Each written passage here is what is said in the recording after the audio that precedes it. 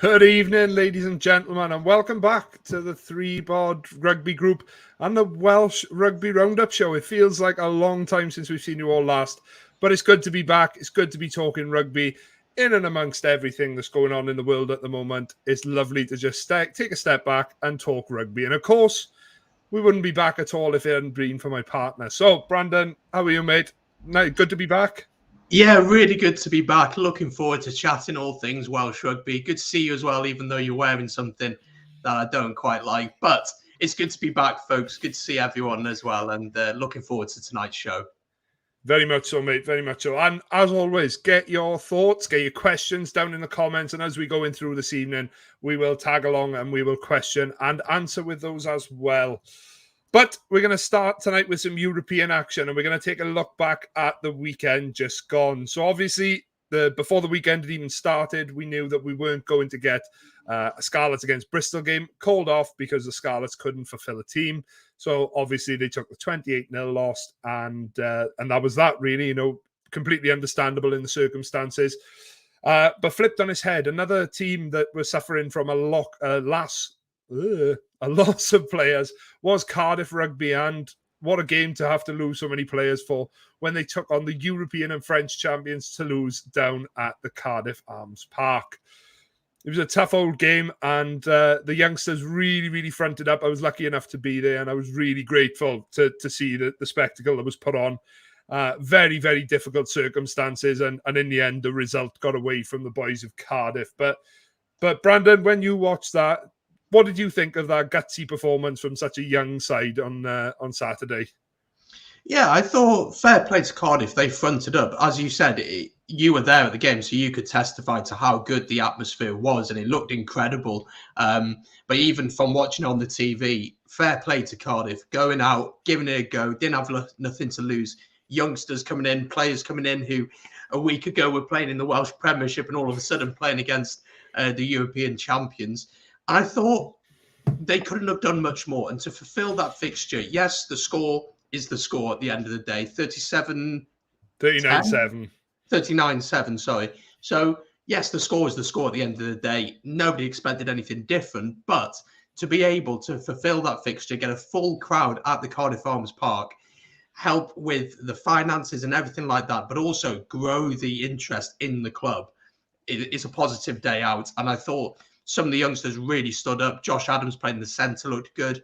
I thought Cabango on the wing looked exciting when he got the ball in hand. And I thought on the whole, Cardiff can be extremely proud. I think, and people can call me a biased Cardiff fan if they want to, but I think for me, it said a lot about the game of rugby, that these boys were out and a lot of them just representing their region. How many times in a lifetime do you get that opportunity, especially some of those players that, some of the boys are still in university, some of them have got other daytime jobs, and to be offered that chance to play against the very best of the best, I think so many of them stood up. And like you said, a lot of those key players, Josh Adams stood up and he was in and amongst it pretty much from the off. Thomas Williams, another one that featured really highly. James Botham, lovely to see him back in the mix. And I think it was probably one of his best games that he played in a Cardiff shirt. And it was his first game back. So lots to take away. We'll look ahead to next week in just a little bit. But I think overall, I think we can be really pleased as Cardiff fans and as Welsh fans, really, that they managed to get that fixture to go ahead. Just over 10,000 people down at the Arms Park, which is, I can tell you, it was absolutely bouncing. And even at times in the game where you could see that the boys were struggling, like it was that little bit of a boost just to get to that next tackle, get to that next breakdown. And it was something really positive to see and a glorious advert for the game of rugby. But, results are results. And at the end of the day, we move on to next weekend. But next up, we had the Ospreys. We had the Dragons next up. Sorry, I thought the Dragons played on Sunday. And the Dragons travelled out to Perpignan. It was always going to be a tough game because the Dragons, they've got quite a long injury list themselves. But, fair play to both sides. It was an entertaining game of rugby to watch. It was a lot of back and forth. But unfortunately, the early lead that the Dragons took, they went in at halftime 6-0 up. And they just couldn't build on that in the second half. And Perpignan kept coming. And they fell in the end to a 22 points to 16 defeat. Now, I don't know about you, Brandon. I read a lot of things on social media, which I really must try and stay away from because there's so many people that want to throw their 50 pence in. But a lot of people saying that Dean Ryan's time at the Dragons should be called, and they should get new men in and amongst the setup down at the Dragons because something they feel just isn't working. Do you think that's a fair assessment? It's a difficult one with the Dragons. You felt when Dean Ryan especially came in the first place, he cemented some real basics, some real basic things that looked good foundations. They always seem to be on the cusp of doing something or potentially doing something, but never quite able to get over the line. Early in the season, they played Leinster at home, pushed them really, really close. They've pushed the other Welsh regions in derbies really close, occasionally beaten them. They pushed Northampton Saints last year in Europe, very, very close. But again, just not able to get over the line. And small things like discipline creeping in and just small things like that, just little mistakes, easy mistakes. Dean Ryan leaving, who comes in and replaces him? That'll be my big question. If you want to replace him, maybe they need a fresh voice, but it can't all be down to Dean Ryan. And again, as I just said, who else is going to come in? Who's going to take that drag? Look, the Dragons, no disrespect to the Dragons, they are the weakest of the three regions right now.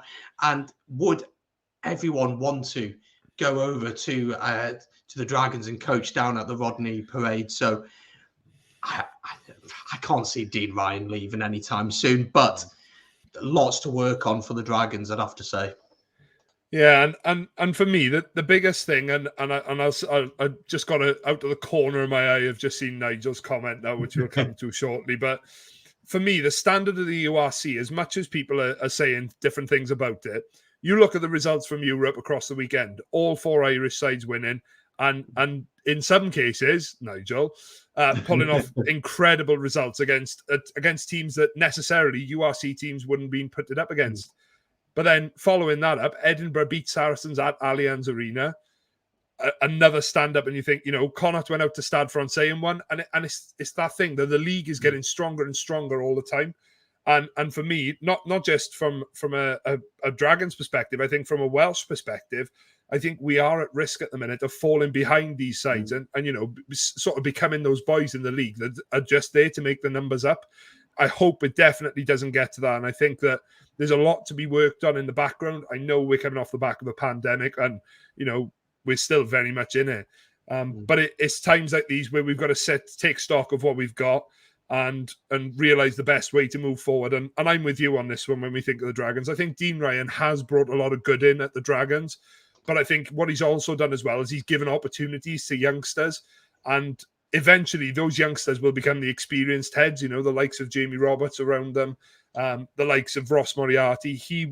Those boys will add that experience, and eventually these youngsters will become these frontline runners, which will be pushing for international honours and things like that. So I don't think it's all doom and gloom for the Dragons. And like we said, in large chunks, they played pretty well in that first half against Perpignan. Second half, they seem to go missing slightly, but overall, I don't think it was a dreadful performance from the Dragons, but it's definitely a lot that they could take from that game and learning points as they move forward into the next round then when they take on Lyon. I think the big thing about that game, just quickly, is the Dragons had lots of opportunities to take the points and they turned it down, which was quite an interesting choice. The Dragons, we know they want to play an expansive style. They have some really exciting backs and some fantastic players across the board, like Aneirin Owen, the fullback whose name completely evades me right now. And I can't remember his name. Jordan Williams. Jordan Williams, really exciting in the backs there. And as you said, it's quite a young squad. Lots of youngsters being given a go. But still, I can understand their frustrations. That game against Perpignan, they could have seen it out. But as you said, still lots of positives. Yeah, absolutely. And it's something that they've got to take those things. They've got the injury list, but those boys will have learned a great deal from that result. Going out to France, it's not an easy place to travel, France, regardless of whatever team you're playing, because they all play at such a high standard. But it's definitely something that they're going to have to adapt to, because there's another French side for them on the weekend. But moving on to what was the final regional involvement this weekend, Mate, the highs of beating the Ulstermen down at the Liberty Stadium, and I thought, this is it. This is the turning point for the Ospreys. And then Tom Curry comes down to the Liberty Stadium and causes havoc. Tough day at the office for the Ospreys. Falling eventually, I think the scoreline was... I was quite pleased with the scoreline when I looked at it at the end, but then obviously you look at it across the scale of the game, and that was one that got away from the Ospreys to a point where they were chasing their tails. 21 points to 13 in that one. A very, very difficult day at the office. Obviously, the news in the week that all Welsh fans would have been getting around, and there was a lovely image just before the game started with the players with the training jersey with Phillips on the back. Big week for the Ospreys, and they would have wanted to go out and do even Phillips real pride in that game there. But what were your initial takeaways as an Ospreys fan from that game Sunday, Brandon? Where do I begin? First half was probably the worst half we played this season. If I'm being totally honest, I thought we were really, really poor, lacked a lot of physicality. Sale have not had a great season in the Prem and had really, really struggled.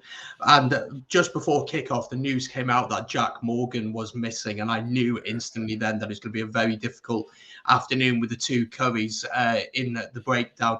And yeah, just lacked a lot of physicality. They scored an early try through their centre, and Michael Collins and Owen Watkin both went for the same tackle and just fell off him completely. Yeah. And at that point in the game, and right at the beginning of the game, you have to have your physicality. It's got to be on point. You got to be pointing those big hits, trying to be as dominant as you can. Second half was a much better performance, but again, just not clinical enough. We went to the corner, would get a penalty, go to the corner, get another penalty, go to the corner. A Sale would be literally on the cusp of getting a yellow card, and we'd give away a penalty, or we'd do a knock on or something silly like that. But we saw some youngsters come on. We saw Thomas come on at 10 for Gareth Anscombe. Gareth Anscombe went off with a HIA, so we hope he's okay.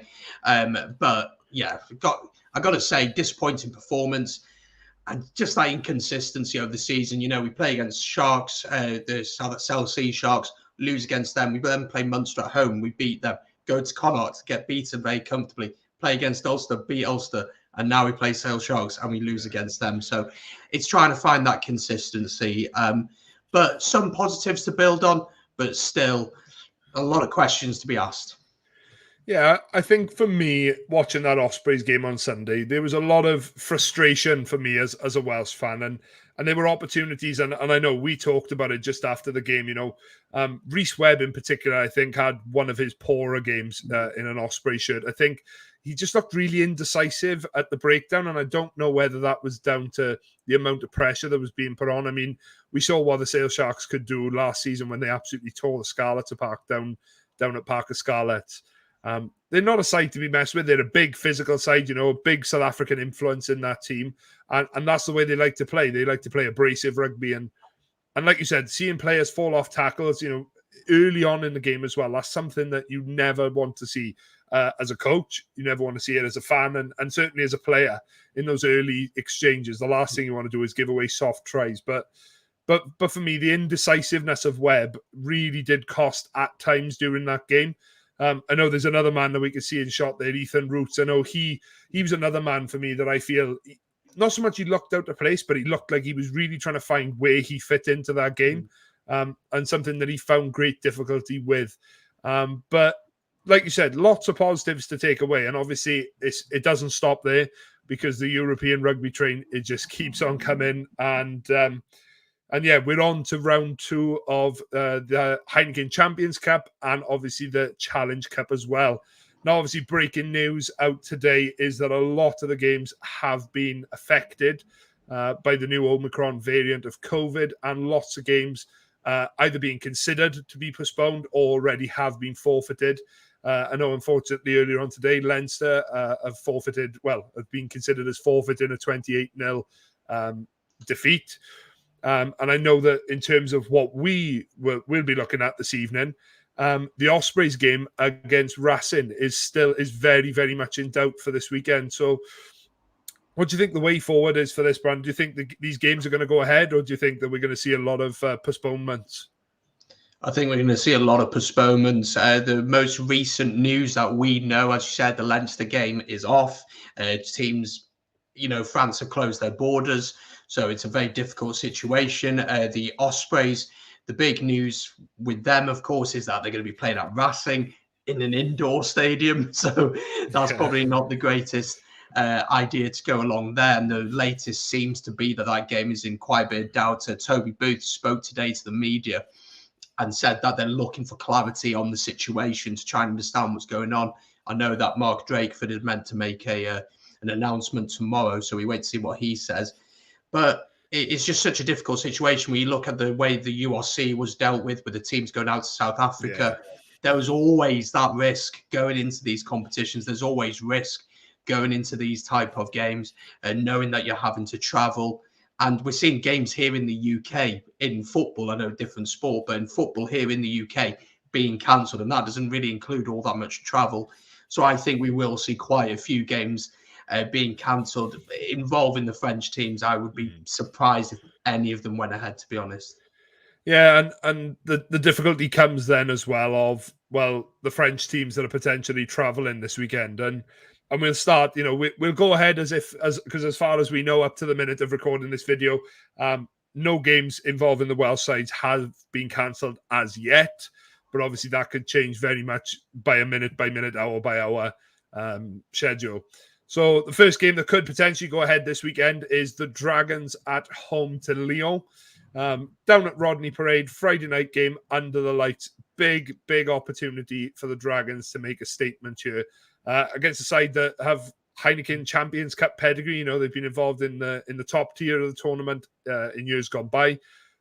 Down in the second tier of the competition this year, and with a Dragon side that'll be looking to fight back from defeat last weekend. So for you, Brandon, what do you think the Dragons would consider a job well done? Do you think they can be contending for the win, or do you think they're considering sort of smaller steps to mark their progress so far this season? This game is do or die for the Dragons, isn't it? If they lose this, that's probably pretty much it for them in this year's competition. So they'll be wanting to get a positive result in this game. Lyon went out to Gloucester last week, beat Gloucester. Lyon went to Gloucester last week and they won against Gloucester, but Gloucester played a really weakened side because they're doing so well in the Prem. I think they want to focus on that. Lyon's an interesting one, very, very physical side, very dominant up front. I think that the Dragons need to get parity at least up front.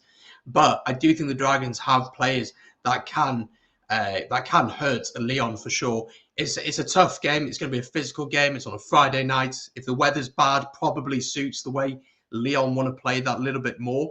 I think the Dragons would look to play a little bit. And if it's wet and windy, then we won't see Sam Davies kicking from the boot. But it's a big game, and for them, they're going to want to get the win. That's got to be it for them.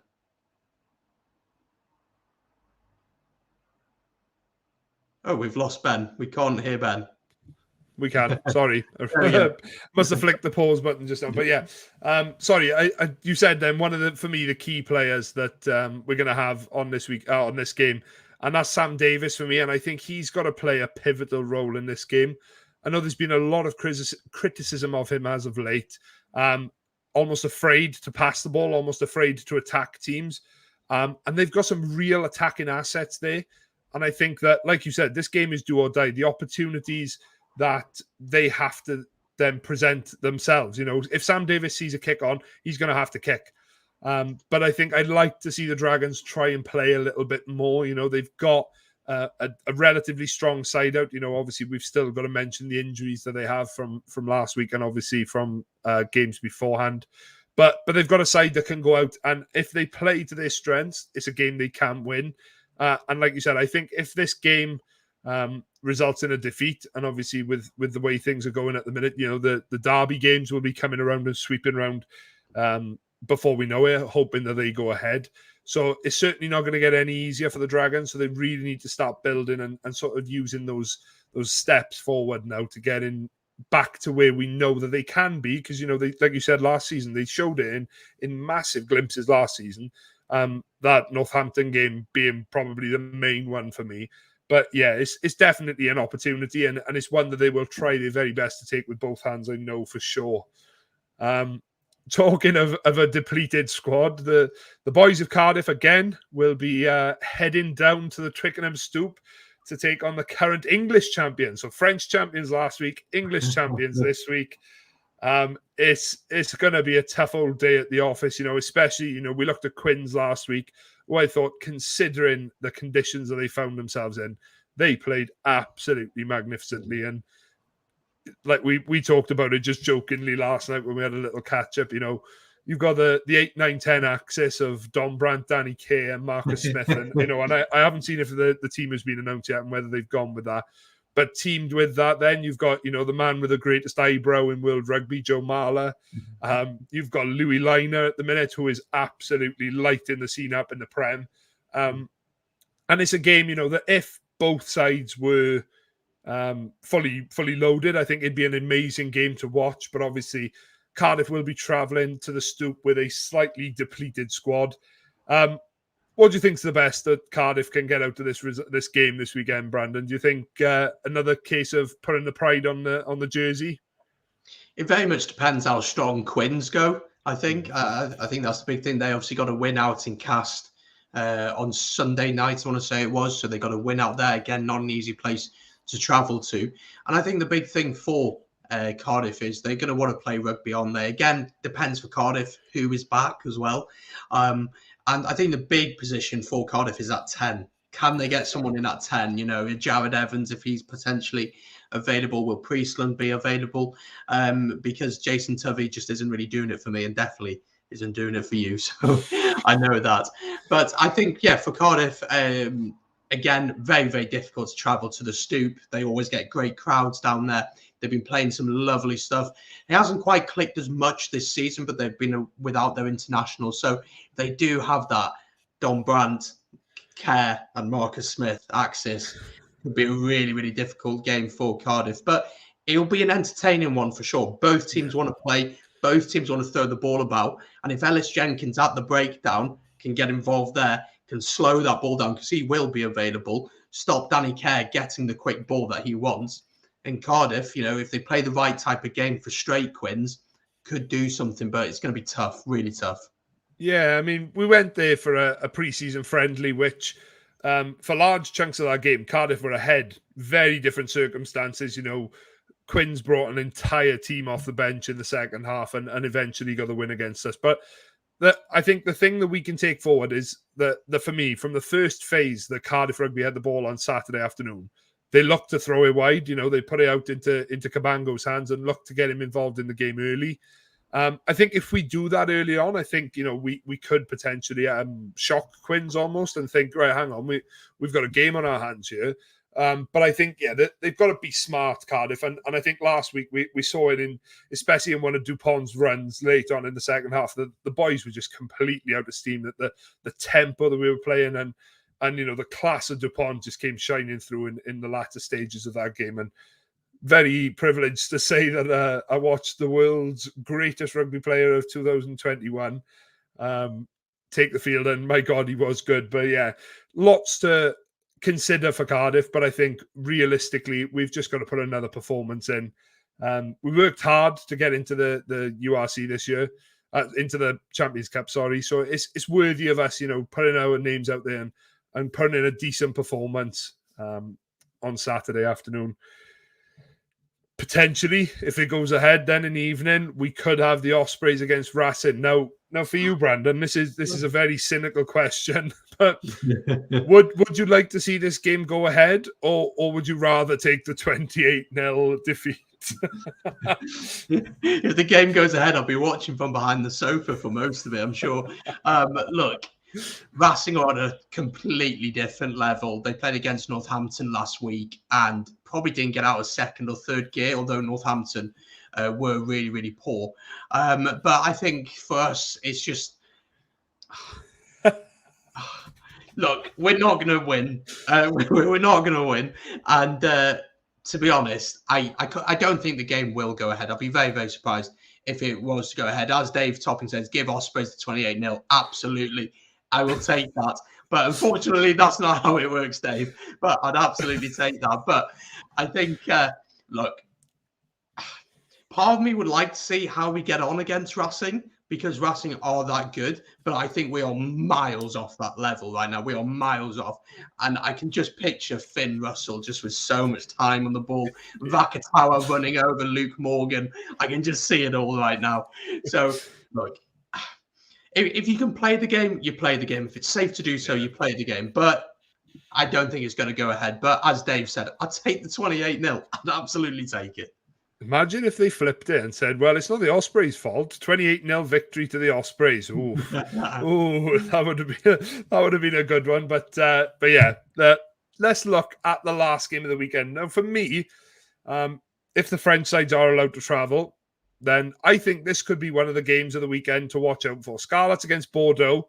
Obviously, Bordeaux doing extremely well last year and got really, really deep into the competition, you know.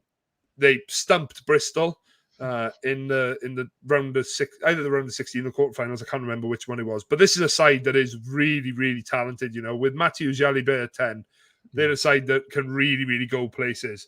But the Scarlets, obviously, we had the difficulty that is they were stuck. You know, they were isolated in Belfast, I believe it was. They've now arrived back in the UK. They've done their isolation period in the UK. And there's been pictures of them training this week, potentially ahead of the game this weekend. I don't know how many of the boys will be involved, but as far as I'm aware, the game, they are planning to go ahead with it, which would assume that they've got a lot more of those players available.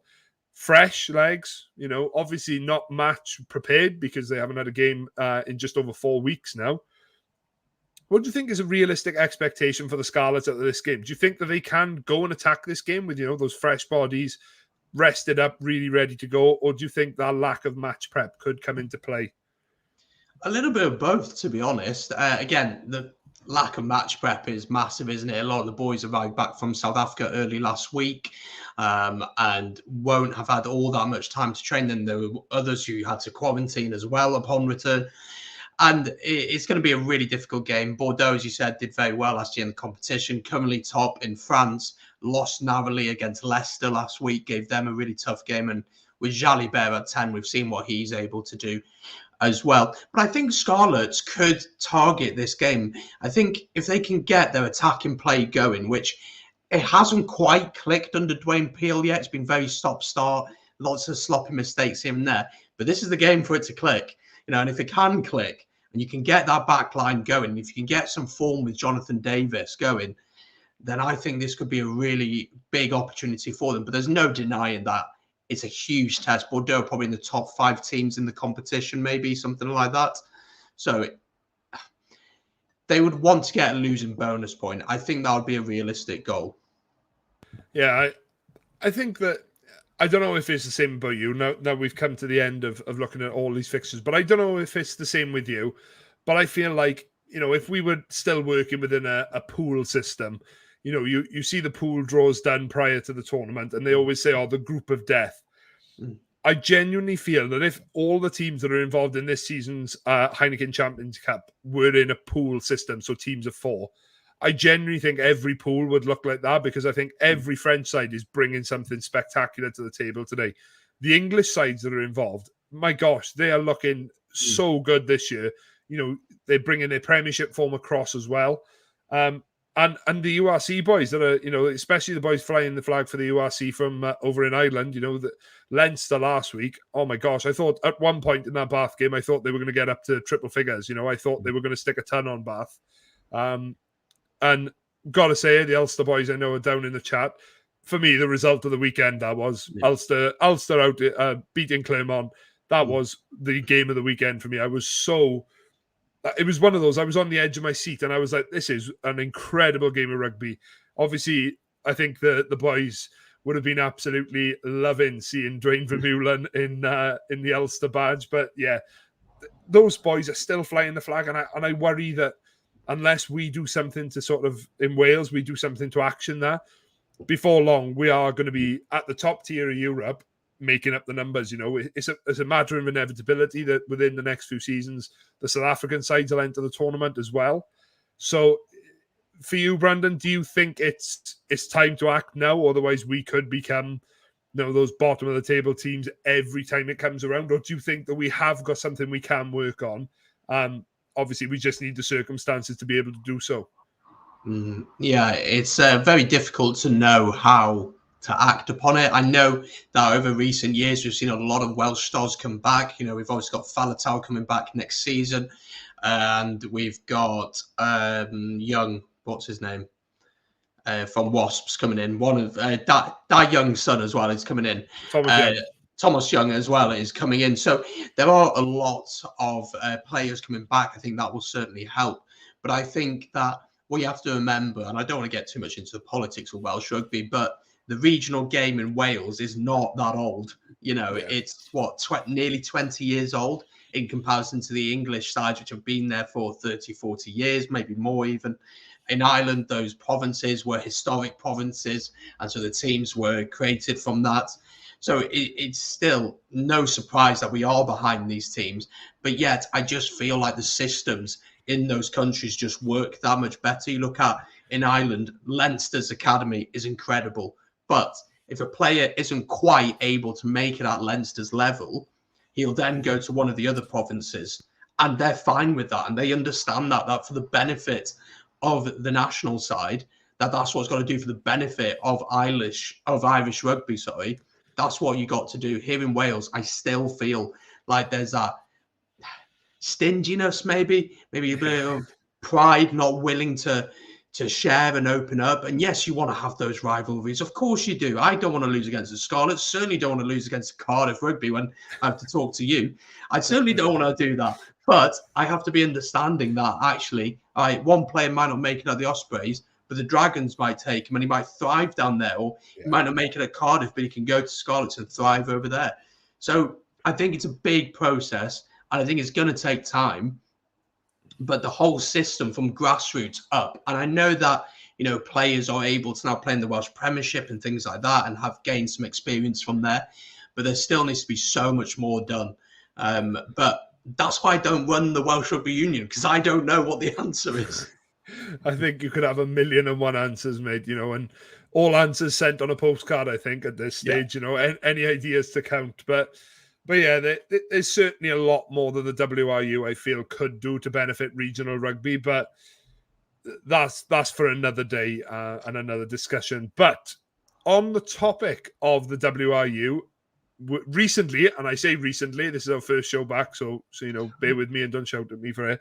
A massive announcement coming out from the Welsh Rugby Union involving the women's game here in Wales. And it was news that if you're a fan of rugby in general, it's something that you absolutely love to see. So on the 3rd of November, the Welsh Rugby Union announced that it was to start offering professional contracts to its women players. Something that other teams have already started doing. I think there's around 10 players in the French setup. There's a handful for Scotland and Ireland and Italy. I believe there's a system that they've got at the moment where all of the sort of costs are paid for. But Wales seemed to be lagging behind, and it was really unfortunate. But this news was something that was really, really positive to see. So up to 10 women players are going to be offered full-time professional contracts, with up to a further 15 then being offered contracts that are somewhat like they're called retainer contracts. I knew I had the word written down here some way. So it's something like an apprenticeship. So as long as they remain with the WRU, it's something that they will still be paid for. So when I read the interview that Johan Cunningham came out and said, it was very much, he said that we're going to select the players that we feel have the most to offer and the players that are of greatest value as we move forward into the Rugby World Cup, the Women's Rugby World Cup in 2022. So he's got to prioritize those players. And obviously, he said the questions are going to be to the women. Do you want to become a professional rugby player? For these women that have got families and other jobs that they want to commit to, that's absolutely fine. That's when they will then be offered one of the retainer contracts, which is almost like becoming a semi-professional rugby player. And then obviously, if you don't want to become a semi-professional rugby player, that's when the coaches are then going to look and say, well, if you're not going to commit that sort of level, then is it really worth you being an international rugby player? But the fact that these 25 potentially contracts are on the table for a 12-month originally, just to review the situation. But it's massive, massive news, Brandon. And you have to, you have to put your hands up and say, this was superb for Welsh women's rugby. Absolutely massive for women's rugby in Wales, and as you said, lagging behind the other nations, really. England have done it for a long time and have been very successful. And I know we're going to get into that shortly. And it's been something that's needed here in Wales. And we've seen the women's team this autumn did pretty well. They got wins against Canada and Japan. Against South Africa and Japan. Lost narrowly against Canada, who are rated very highly in the rankings. And the growth and the interest in women's rugby has massively grown over the last few years, getting good crowds down at the Cardiff Arms Park, live on the BBC and on the S4C. And having that growth and that exposure is only going to benefit the sport. And doing these 10 contracts, as we'll find out in a minute from an interview I did with Non Evans, former Wales captain, will be invaluable to them. It'll be so important to them, and it'll enable them to really push themselves to the best that they can be without having to worry about other things. Yeah, and like you said, that it's not only... I saw a tweet from Jasmine Joyce, that she'd gone out to Dubai, I think it was, to be involved in the World Cup Sevens. And then she tweeted at the end of it saying, absolutely loved my time involved with the rugby, but it's back to the day job. And especially players like Jasmine Joyce, who is renowned across the world as one of the best players on the planet. She needs to be playing full-time. She needs to be a professional rugby player. She's asked for it, and so many women have campaigned for it. But let's see what Non Evans had to say on the matter when Brandon interviewed her a couple of weeks back. Excited to be joined by Non Evans. Wow, what a legend of Welsh rugby. Absolute legend. Former captain of Wales, of course, and competed in many sports internationally. Non, thank you so much for joining me this afternoon on a cold, wet day for sure. First of all, let's have a chat about your playing career. What a career, by the way. And got to say, it was an interesting time for you playing, of course, because it was an amateur era, wasn't it? Things are changing now, which is good to see. How would you explain the way your career developed over that time? Because, it was difficult being an amateur and trying to balance everything, isn't it? Yes, of course. I started playing rugby when I went to university. From a young age, I'd competed in judo. So I was used to the kind of contact side of things. And I was quick at running, did lots of athletics and sprinting. But I went to university in Cardiff, which is UWIC now, which is renowned for its sport. There was a women's rugby team, and I supported rugby through my father. Loved watching Wales playing, watching the Lions, etc. He played a bit of rugby himself. But I'd never touched a ball until I was 18 years of age. Went to university in Cardiff, and one of my friends said to me, they've got a women's rugby team. I said, really? I loved rugby, and I was a passionate supporter. So I went along to the trials, and obviously I didn't have the skill set at the time.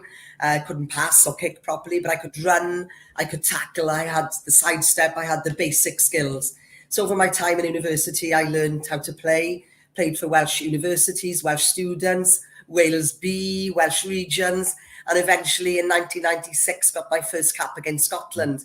But I was actually picked to play for Wales, my first cap, and I turned it down because it clashed with the Commonwealth Judo Championships in Mauritius. So I thought, what do I do? So anyway, I went to Mauritius, won a silver medal in the Commonwealth Judo Championships, came back, went back into the Welsh squad with the rugby, and the coach at the time was Paul Ringer. Paul Ringer was quite famous. I think he was the first Welsh player to ever be sent off playing for Wales for punching. I think it was in England on, he was a good player. And he got sent, but anyway, he was the coach and I got selected.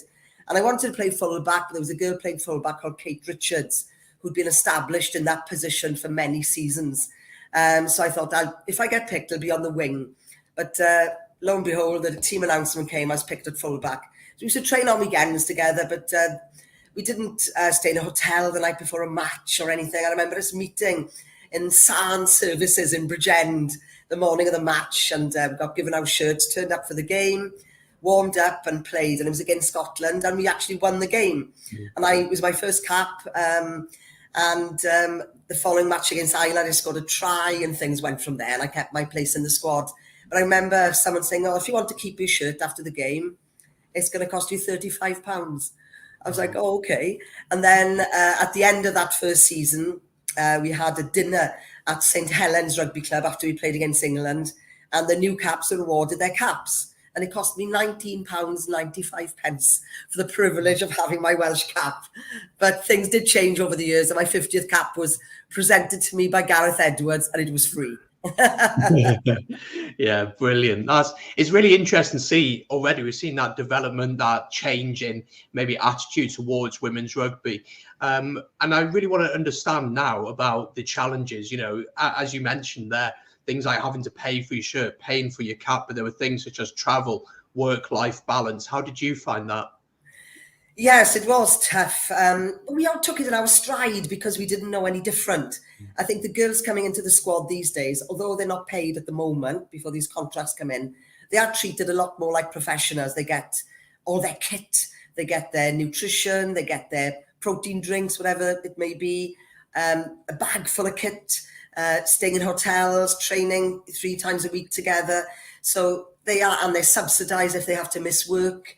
Whereas none of that happened in my day. So when I first became a Welsh international, I worked as a television presenter, presenting Club Rugby, the rugby club, on S4C in Wales.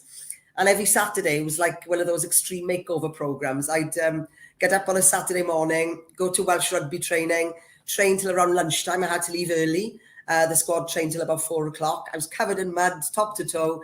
I'd jump in my car, get up to the studios, in HTV studios at the time, and I'd have a shower, get all the mud off, then I'd get my hair blow dried, my makeup done, then I'd get into the nitty gritty. All the rugby was on in the afternoon, and I'd do all the results show, and then the live show in the evening from the outside broadcast. On a Friday night, I also presented a magazine programme on a Club Rugby. So it was juggling everything. But the difficult thing for me as well, I was also still competing in judo, which was very tough. So yeah, it's tough for people, especially I felt very sorry for those girls who didn't live in Cardiff, because for me everything was on my doorstep in Cardiff, but some of the girls lived in North Wales and they would travel down 4.5 hours to train, travel back, but also you had your matches on a Sunday, and because I worked on a Saturday for the television, Monday was my day off. So I could recover on a Monday. But most of the girls, I played most of my club rugby in England, in Clifton, in Bristol. I played 9 seasons there after I left Cardiff Harlequins, because the standard of rugby in England was that much higher than club rugby in Wales. So we'd drive up to Saracens, Richmond, Wasps, out of our own pockets, travel to Bristol twice a week, training on a Tuesday and a Thursday. So Sunday night, you were worn out. And the girls, whether they were teachers, doctors, whatever they did, had to go to work on a Monday morning. So I was lucky at that point. But I changed my career then, became a medical rep, pharmaceutical, worked for Pfizer, ironically, who are doing the jab at the moment, for 10 years. And I spent half my life on the road, but you got used to it. It was what you did. I'd get up early in the morning and train before work. If I had the chance, train lunchtime. Every night you're training either with your club or weight training, sprint training, speed endurance. And I was also a kicker, so I had to fit in my kicking training. But it was a way of life. That's the way it was. So I just think if I'd had the opportunity to be one of these 10 lucky players who are going to be having full-time contracts, I would have bitten my right arm off to do that and become a professional rugby player. But born about 10 years too late for that. Too early, sorry. Yeah, it is interesting, isn't it? As you said there, 10 girls going to get this opportunity to get these professional contracts coming in January next year. How do you think they're going to go around the process of picking 10 girls? Because there'll be some who feel, oh, I deserve it. I've been working hard. I've been playing well. How are they going to go around that? It's going to be quite a difficult decision, isn't it? It is going to be a difficult decision. And the girls had a full autumn international series this year, which was brilliant, coming off a back of not a win in something like 10 games or whatever it was. And they beat Japan quite convincingly in Cardiff, had a good win against South Africa as well. South Africa, they've been an up-and-coming nation, but obviously during the pandemic, they haven't had any games. So they're a developing nation and did well in the second half. And then they lost against Canada. Canada ranked number 3 in the world. And they talked about fitness playing a part, but Canada would have had the same fitness issues as Wales. And I think fitness has been a big thing. When I was playing, I wanted to be the fittest, the fastest, the strongest. And there was a bit of a big competition in the squad, who could be the leanest, who could be the best at their weight training. And even the hookers would compete with the fullbacks, and the back row, the likes of Melissa Berry, the captain, the likes of Jamie Kifted hooker, would want to be as good as us in the backs. So there was always that competitive element. But I look at the girls now, and I think, especially during COVID, perhaps that fitness level isn't there in the camp. And we've seen a few players come back. Roland Phillips had a good 4 or 5 years, or 3 or 4 years with Wales, and they won a few games, beat England for only the second time ever. He left. His daughter, Caris Phillips, left. She was captain. She won 50 caps, but she's back in the fold. There's a few girls coming back into the scene now, which is great to see. You've got Nigel Walker on board, who's really pushed to get the game professional in Wales. And as you touched on before this interview, you look at England. You know, they've been professional now for a couple of years. I know they've got their 7s and they've got their 15s, but nobody in the world, apart from maybe France, can come close to England at the moment. They're beating some of the best teams in the world, as they did with New Zealand in the autumn, by over 50 points. They put 70-odd points on USA, who are ranked 4th in the world. And that's not a competition. It's like, you know, it's an amateur team against a professional team. So unless the other nations catch up, the World Cup and the Six Nations is going to be pointless. But with Wales having these contracts now, they can be full-time. Even if 10 of the players in the squad are full-time, which they will be, the others will have a part-time contract, which will give them more time to work on their basic skills, their fitness. And a lot of the girls are playing, most of the girls now from Wales are playing in the English Premiership, the Towers Premiership, which is only going to bring up their standard and, as a consequence, the standard of the Welsh team. No, definitely. I think it's fantastic news. And as you just alluded to there, in England, you know, they played against the Black Ferns and won so convincingly, played against the USA, won so convincingly.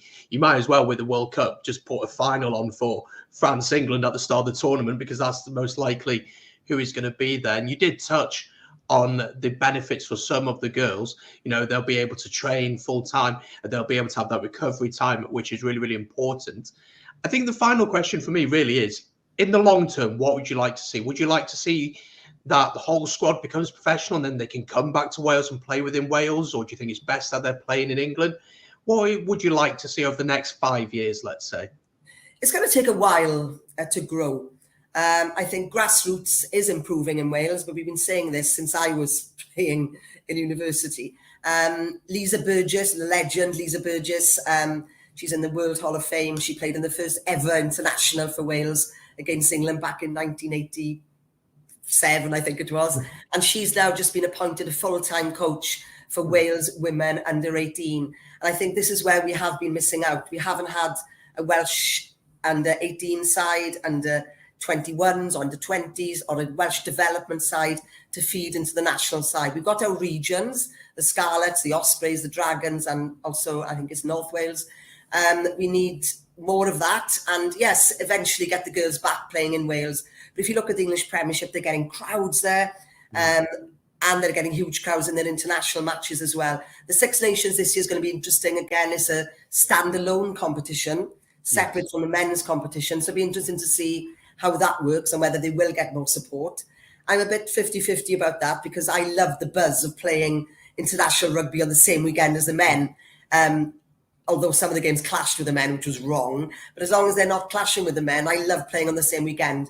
But it will show that women's rugby is a standalone competition, and hopefully they'll get a lot of support there. So what I'd like to see in the future, yes, eventually full-time.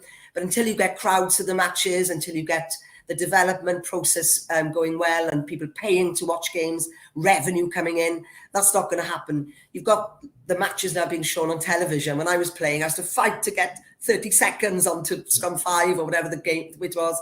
But now they're shown live on S4C, live online, which is building a lot more interest in girls' rugby and women's rugby. So long may that continue. So I think it will take a while to get it completely professional, but this is a great start. And let's see what the future holds. Oh, that was fantastic. And a massive thanks to Non for doing that. Mate, she just sounded full of enthusiasm, which I think so many of us are around this news that we've had recently. And you know, you got so much out of her then in terms of, you know, how it translates from what she was used to what we're now used to. these days, and these girls, if you look back then now, you'd think, how on earth have you ever come from this? But it was just a couple of questions I wanted to ask you, mate, from picking it up. Obviously, you both talked a lot about England during that, and obviously, since 2016, England have been a professional outfit. They've now got 5 years down the line, they've now got 28 players that are now full-time professionals. They rank number 1 in the world, and obviously recently, as you mentioned, taking apart the Black Ferns and also the USA. My question to you is, do you think if time is dedicated to these Welsh women and they're given the resources, do you think they could achieve similar things? It's a difficult one to say, isn't it? Because obviously, different types of players, everything is different, but it's a step in the right direction. Can they get to England's level? Why not? Players are talented across the world, and if the structure is there, if the means are there for them to give it their all, to give it their 100% attention, then why not? Why can they not be at that level? Again, people need to be patient. As Non said, it's going to take time. It's going to take patience. It's going to take a few years to get it all going. But once it does, getting these 10 original contracts is going to make a massive difference, no doubt. And yeah, I think it's just really exciting times, and it probably come too late, but better late than never. Oh, you're muted again. Oh, I must keep pressing it on accent. No, like timing, I think, is a massive thing with this, and obviously Nigel Walker is doing a great deal at the moment. I think he came in with a 10-point list of things that he wanted to improve, and already 3 of those things have been actioned in his short time as part of the WRU. But linked to timing, my last question before we move on is, do you think these contracts are in place too late for Wales to make a statement at the World Cup in New Zealand next year?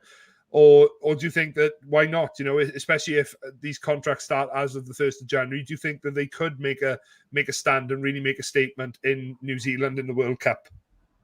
I think you'll certainly benefit the team. Whether it's enough time to make a statement, I'm not too sure. Again, as Non alluded to, I do think this is a long-term thing. But next year in the World Cup, why not?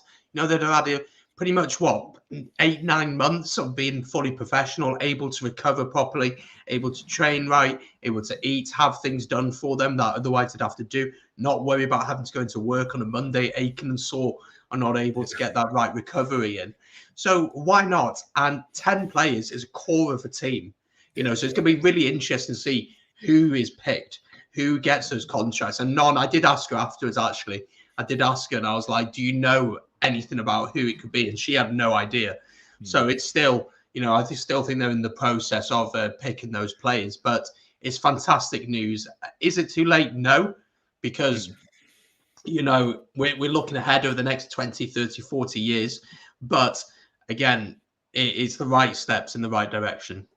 I'm massively pleased with this news, and I'm just glad that we've had the opportunity and the platform to share this out tonight, and to let people know, that this is something we are particularly passionate about, and I think rugby is the real winner when you look at this, and all levels of the game. This is a definite win for rugby here. So, to finish up this evening, I'm going to hand over to Brandon now, who spoke to a local club this week, to ask them a little bit about how they're coping at the moment with all things COVID and how things have been since returning back to rugby. Yeah, so I spoke with Mark from Flint Rugby Club. He's been on the show before, to just chat a bit about how things are going at Flint Rugby Club, and this is what he had to say.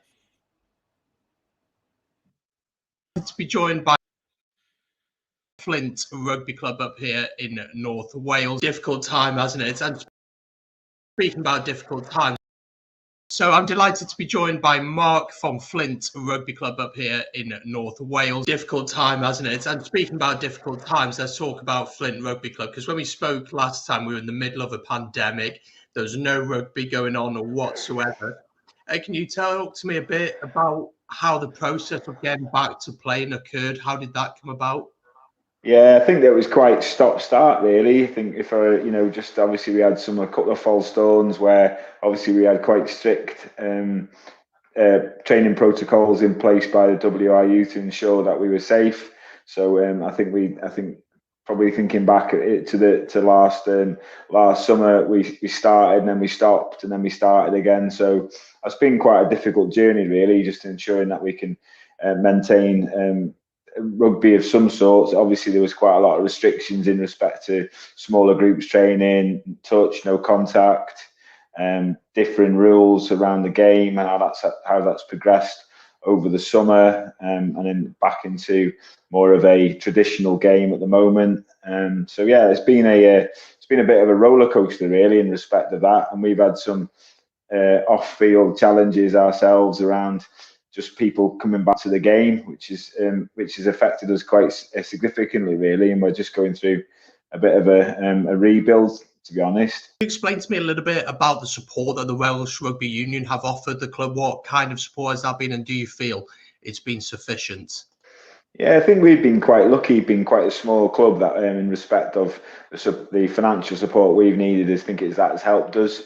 We're quite in a good position, really, in respect that we haven't got a significant amount of facilities to continue to maintain throughout that period. We've done a lot of, as ourselves as a committee, have invested a lot of money into our club over the off season. We're currently developing a new pitch and some new off-field areas. So yeah, I think as we probably talked last time, really, the support we've had off the union has supported us through that time. And I think probably more importantly, our players and members have continued to ensure that their memberships are ongoing, even when we couldn't really offer them anything more than just a sort of friendly face via virtual sort of get-togethers. So that's been probably a main positive for us. But I think for our sort of the big win has been using sort of social media to recruit a lot of new players to the club when other clubs may have struggled.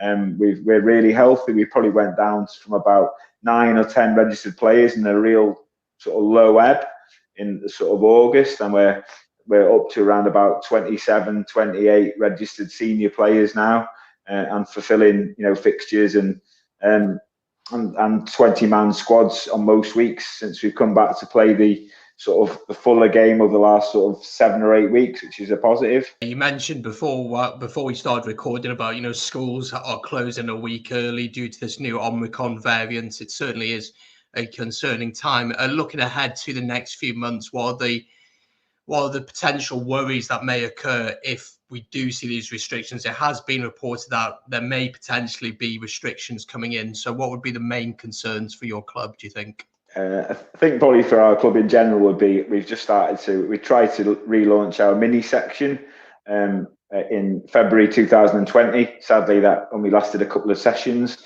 and it was curtailed for a significant amount of time due to the restrictions. We started that rebuild again in about 3 or 4 months ago, so that's been a real positive. Numbers generating week on week. We've finished now for winter, for the sort of Christmas break, so that would be a concern for us from our minis and junior section, is that we wouldn't be able to have that traction moving into 2022 and almost going back 2 years again. So so that's a risk. And I think just for our sort of senior side, is, as I said, we've started to get some really good numbers and people engaging, and good numbers at training for a grassroots club. And I think any restrictions again regarding sort of social distancing, reduced contact, maybe the game going back to more of the sort of the COVID rules, or even no games would be a worry, really, because in respect to just the traction that the club's made. So I think it's fingers crossed for most clubs across Wales now who've struggled to maybe come back to to more traditional 2 sides, big numbers. I think that's probably our biggest concern, that this Omicron variant doesn't have a significant impact on what rugby looks like in 2022. Oh, another great chat there, mate. And it's nice to see that these local clubs, they have managed to get back to some sort of normality. And in some cases, as you just mentioned there, clubs can grow, recruited more players to the game. And it's something that we would love to do a little bit more. So if you're a member of a local club and you've got a story to tell us, either something that you've done through COVID or just something like an uplifting story that you'd love to tell us, please get in touch with us either through the Facebook page or drop us a comment in one of the videos, and we'd love to feature you on next month's show as our sort of like feature club for the episode. So please get in touch with the show, and we'd love to hear from you and see exactly what it is you were doing. But we're coming towards the end of our show now. Before we sign off for this evening, there is just one more thing we want to touch on very, very quickly. We did bring it up briefly earlier on in the show, but Evan Phillips, hooker down at the Ospreys, suffered a catastrophic injury back at the start of last week, and it is deemed that some of these injuries could be, sustained for quite a long period of time. So the Just Giving page was set up just over a week ago now to raise up to £60,000 for him. Incredibly, they've already raised a massive 57,905, and we just wanted to bring this to your attention, to the rugby community. Any little amount that you can donate going into the Christmas period. We know it's a time that things get quite tight, but it's definitely a worthy cause. This young man had so much to offer, and I just hope that this money can go somewhat towards his rehabilitation and his recovery from this. So all the best to Evan Phillips and all of those down at the Ospreys that will support him through these coming months as he recovers from his injury. But that's it, guys. Our first show back, and we have come to a close. Brandon, mate, it's been an absolute pleasure, and what a nice way to be back. Oh, brilliant to be back. It's been far too long, and it's good to chat all things rugby. And as you said there, just quickly on Evan Phillips, from both of us, we wish him all the best. And as Ben said, if you can support him and his family in any way, make sure to do so, because talented young man, and all of a sudden everything changes. So we wish him all the best. Yeah, and thank you ever so much for joining this evening, guys. Whether you've joined us live or whether you watch this at a later date, make sure you stay safe. There's a lot that's going on at the minute, but please just make sure that you stay safe. But most importantly, as we are signing out of our December show, we wish you a very, very Merry Christmas and a very happy and healthy New Year. And we'll see you in 2022 for more of the Welsh Rugby Roundup Show, The Dragons Balls. Take care, guys, and good night.